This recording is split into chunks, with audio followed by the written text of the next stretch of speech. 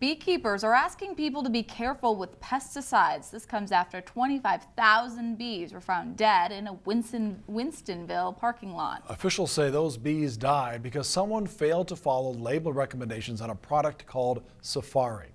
Newswatch 12's Justin Bork reports live on why beekeepers say improper use of store-bought pesticides is becoming a major problem.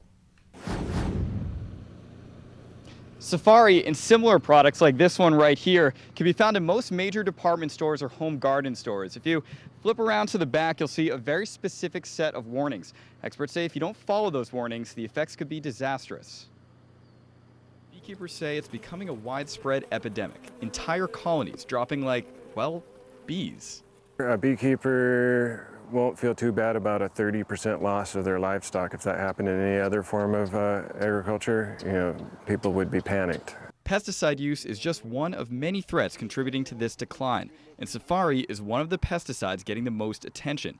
It contains a family of active ingredients called neonicotinoids that essentially saturates the flower.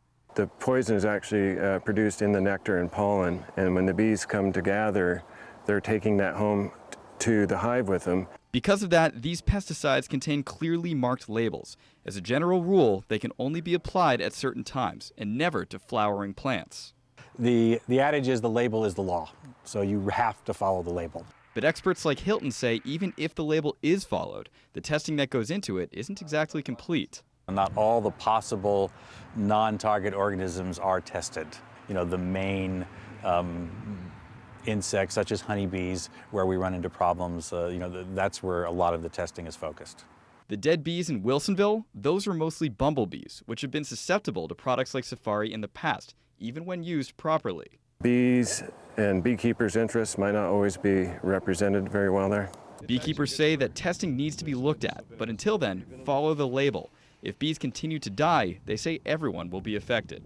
Bees pollinate a minimum of a third of our diet, and if you're eating healthy, it's probably closer to half. Yeah, that's one of our main things we do. Experts at the OSU Extension Service say products like this are fine as long as you follow the label carefully. If you do want to look at alternatives, they say they offer instruction on the many that are available.